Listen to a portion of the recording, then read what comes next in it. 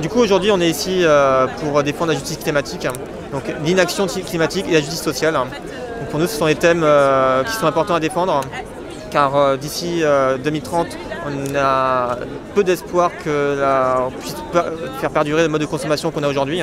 Les ressources naturelles ne nous permettront plus, tout simplement.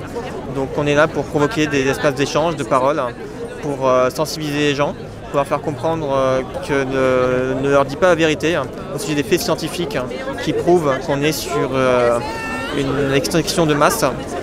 Il faut comprendre qu'actuellement, on détruit le vivant plus rapidement que la dernière extinction de masse l'a fait. Et ça signifie de très mauvaises choses pour la suite. Et si on n'en a même pas conscience, s'il n'y a pas de médiatisation de cette information, ça peut entraîner des réactions étranges et surtout à éviter pour la suite. Il y a un autre chiffre qui est intéressant, c'est 50% des millionnaires de la Silicon Valley ont acheté un bunker en Nouvelle-Zélande. À se demander pourquoi. Alors lui, il symbolise la consommation, la productivité. Je parlais d'inaction climatique et de justice sociale. Ces thèmes, ils vont ensemble avec un changement systémique. Donc on veut changer de système. Et donc si on veut changer de système, il ne faut plus penser en termes de croissance. Il faut penser en termes de bienveillance, de mise en commun, de travail collaboratif. Il faut toujours avoir le vivant quand on prend une décision. Est-ce que quand je vais faire telle action, ça va être bon pour l'environnement, ça va être bon pour la planète ou pas en fait.